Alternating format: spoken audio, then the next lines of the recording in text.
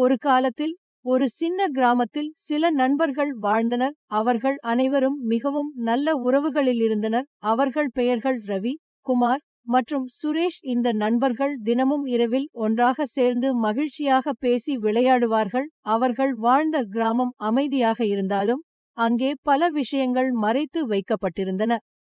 ஒரு நாள் இந்த 3 நண்பர்களும் கிராமத்தின் நெருங்கிய காடு அருகே சென்றார்கள். அங்கு அவர்கள் ஒரு பழைய மாளிகையை கண்டுபிடித்தனர். மாளிகை மிகவும் பழமையானது, கிட்டத்தட்ட கைவிடப்பட்டது போல இருந்தது. ஆனால் உள்ளே சற்று அதிசயமான ஒளிகள் ஒளிர்ந்தன. அங்கே என்ன இருக்கலாம் எனும் ஆர்வத்தில் அவர்கள் உள்ளே சென்று பார்க்க முடிவெடுத்தனர்.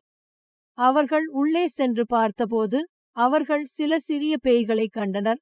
ஆனால் இவை பயங்கரமான பேய்கள் இல்லை, இவை மிகவும் நட்பான பேய்கள். அவற்றின் முகத்தில் ஒரு கசப்பான வேடிக்கை இல்லாமல் முகத்தில் ஒரு புன்னகை இருந்தது. பேய்கள் இந்த மூவருக்கும் என்ன கதை என்பதையும் ஏன் இங்கு உள்ளோம் என்பதையும் கூறின. பழைய காலத்தில் இவர்கள் உயிருடன் இருந்தவர்கள், ஆனால் பலர் மாறுபட்ட காரணங்களால் இங்கு வந்தார்கள்.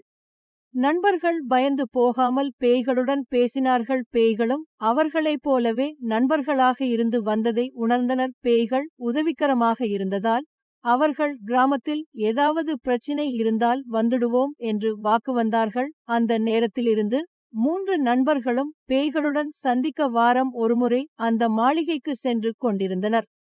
பேய் நண்பர்கள் கிராமத்திற்கு நிறைய உதவிகள் செய்தனர். ஒருமுறை கடுமையான மழையால் கிராமத்தில் பெரும் வெள்ளம் ஏற்பட்டது. அந்த நேரத்தில் பேய் நண்பர்கள் மந்திர சக்தியை பயன்படுத்தி வெள்ளத்தை கட்டுப்படுத்தினர். கிராமவாசிகள் இதற்காக மிகவும் நன்றி தெரிவித்தனர்.